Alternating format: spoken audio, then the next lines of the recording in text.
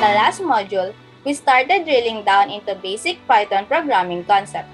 We were also able to create our Hello World program and perform basic arithmetic operations. This time around, we're going to utilize Boolean values more and perform logical operations. Hello, my name is Rachel, and today, we'll work on comparison and logical operators to create if-else statement, nested statements, and even loops using for and while. Let's go ahead and get started.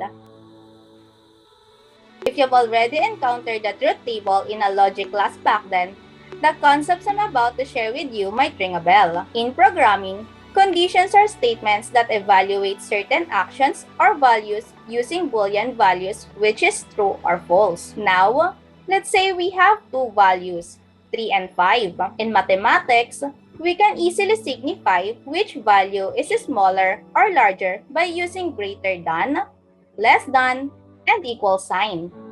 In programming, we can use these symbols to compare two values and get answers by building a condition. In Python, we can use the following comparison operators.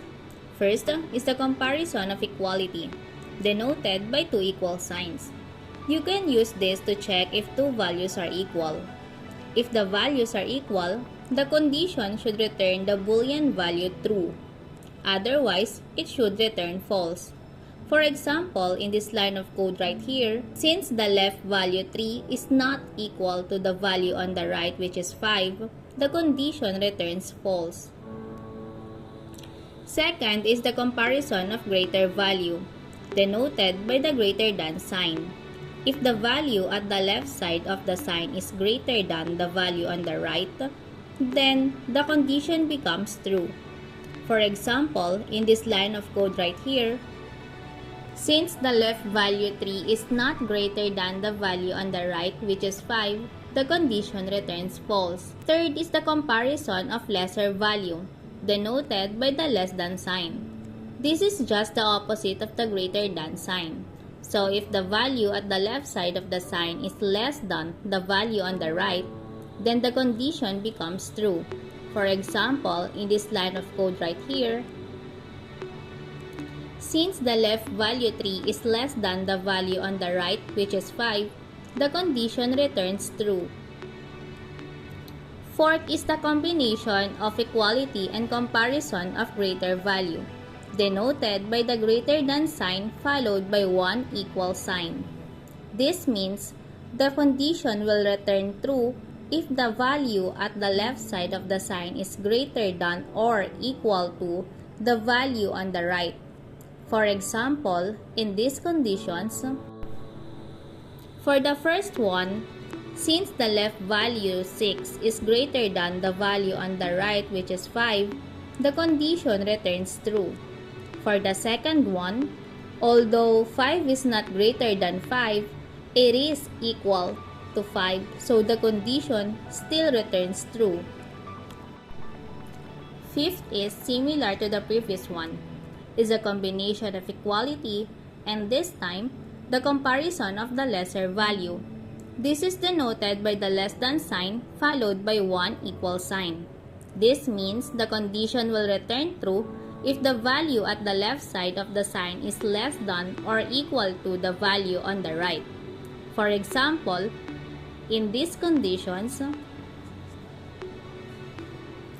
for the first one, since the left value 6 is not less than the value on the right, which is 5, the condition returns false.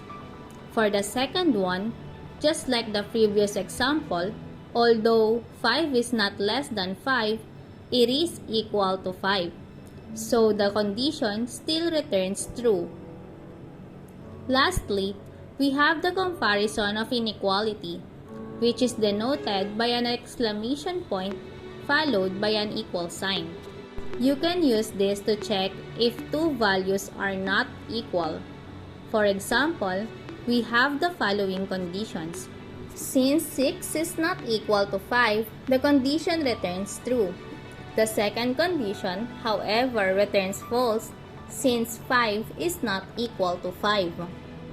Also, It's important to note that these conditions are not just exclusive to numerical values such as integers and floats. We can also use this to compare strings and even Boolean values. To put it simply, we have the following examples. Notice how the operators accept variables for comparison.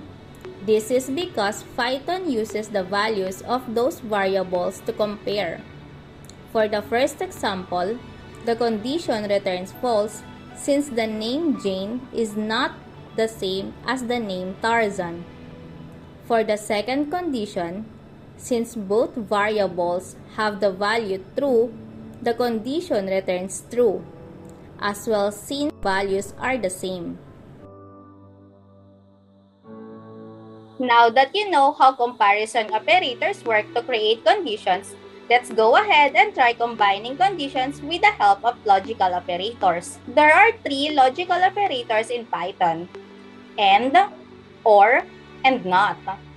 We can use these logical operators to compare two or more conditions to fulfill a certain action. The AND logical operator returns true only if all conditions return true as well.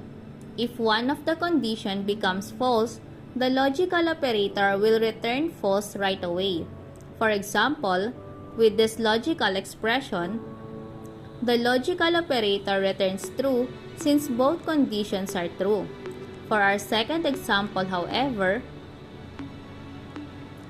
the logical operator returns false since the first condition, 6 is less than or equal to 5, is false. On the other hand, the OR logical operator automatically returns true if at least one condition is true. So for the second example we use for the AND operator, if we change that to OR,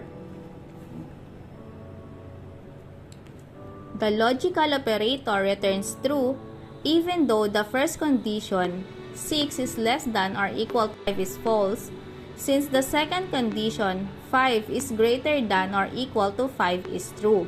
The third and last logical operator, NOT, basically just negates the result of a condition or a logical expression. For example, if we use the NOT operator on the answer variable, which contains the Boolean value true, the output will be false, since this is the opposite or inverse of true. Now, with comparison and logical operators, we can create if-else statement to execute line of codes based on a certain condition. The simplest way to understand if-else statements is by comparing it to how we decide when purchasing things. Let's say I want to buy a pint of pistachio ice cream. There might be cases where my desired flavor is not available, right? If that's the case, then I could buy a pint of vanilla ice cream and a pack of pistachio nuts instead. Now, if that isn't available, I'll just leave the store. In an if-else logic, that course of decision would look like, if the flavor available is pistachio, buy ice cream. Else if the flavor available is vanilla, buy ice cream and pistachio nuts. Else, leave the store.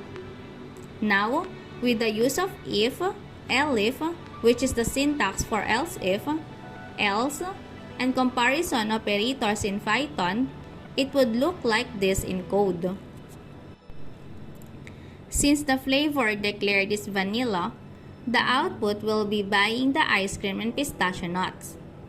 The other print functions declared under if and else will be ignored since the elif block was satisfied. Now, if we change the flavor to anything else other than pistachio and vanilla, the output will be leaving the store, since the value of the flavor variable did not satisfy the condition for the if and elif blocks. Now, let's say I don't have to buy pistachio nuts anymore if the flavor is vanilla. We can then use a logical operator to make this if-else statement simpler. Now, If the flavor declared is either pistachio or vanilla, the output will be buying the ice cream, thanks to the OR logic operator. Lastly, we can also nest if-else statements if ever there's a lot of conditions you need to check before you could perform a course of action. For example, let's say I'm lactose intolerant. Therefore, I need a dairy-free ice cream. First and foremost, I need to check if the ice cream is dairy-free before I can check the flavors. For this example, the if-else block for the flavors was enclosed by an if block that checks if the dairy-free variable is true. Note how I did not type in dairy-free is equals to true. This is because the variable itself is already set to a Boolean value. So, a comparison operator would not be needed anymore. Hence, if dairy-free. Since the dairy-free variable is set to false, only the else block will be satisfied. The output, therefore, will be buy only dairy-free ice cream. Now, let's go ahead and dive into loops. Did you know that you can also use conditions to execute actions or lines of codes repeatedly? To achieve this, you can make use of either for loop or the while loop. While loops are used to execute code repeatedly as long as the condition is still returning a certain Boolean value. Let's use the ice cream analogy as an example once again. I want to keep buying ice cream until the store runs out of stock. With mathematical operations and a while loop, we can do something like, with these lines of code, buy ice cream will be displayed before subtracting the current value of the quantity variable by 1 and will continue doing so as long as the quantity is greater than 0. After that, once quantity becomes 0, ice cream is now out of stock will be displayed on the console. Now, here's a fun fact. There's actually a shorter way to increment and decrement values in a variable. For our current example, quantity is equals to quantity minus 1 can be declared as quantity followed by the minus sign and an equal sign, and then the subtrahend, which is in this case is 1.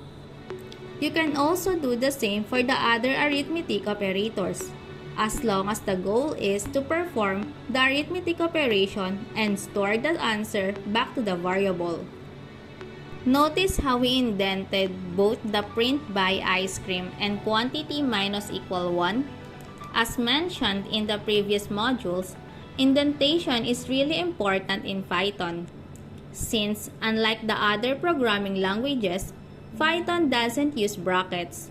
Therefore, indentation should be properly observed so that Python knows which line should be executed for that block. For example, if we remove the indentation for quantity minus equal 1, not only will the quantity minus equal 1 execute after the while loop is done, but the loop will also run forever, since the value of quantity will never become 0, resulting in an infinite loop. So, to avoid infinite loops, make sure that the Boolean return value for the condition will change at some point while the loop is running. If the quantity never runs out, then we'll just keep on buying ice cream. The second type of loop is called a for loop, which is useful to iterate through sequential data structures such as strings, lists, and dictionaries. Strings are technically just sequences of characters.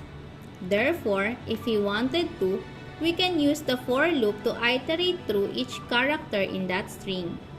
For example, this for loop will print each letter one at a time. To create for loops, simply type in for and in and a colon.